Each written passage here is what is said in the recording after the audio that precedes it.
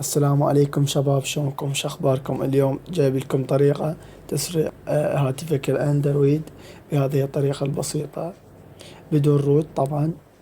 إلى الضبط، إلى خيارات المطور، تنزل جوا إلى وين هاي العبارة؟ خلنا نلقاها شوي دوخي. إلى مقياس حركة الإطار توقفها، تنزل مقياس حركة النقل هم توقفها، ومقياس مدة التشغيل الرسوم المتحركة توقفها.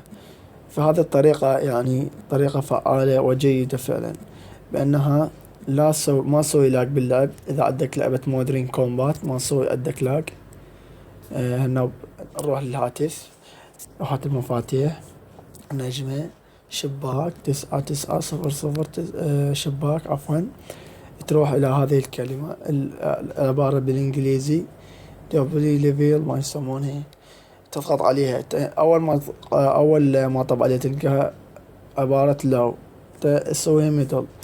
فمن تسويها ميدل راح جهازك يعيد تشغيل مرة أخرى، يعيد تشغيله. فمن الشغلة تحس اكو فرق كبير كلش بسرعة الهاتف والخف البيه. بس هو أنا أقول لك بيه شغلة واحدة، يعني هاي الميزة مالت السرعة شوية، الشحن يفقد الشحن بسرعة.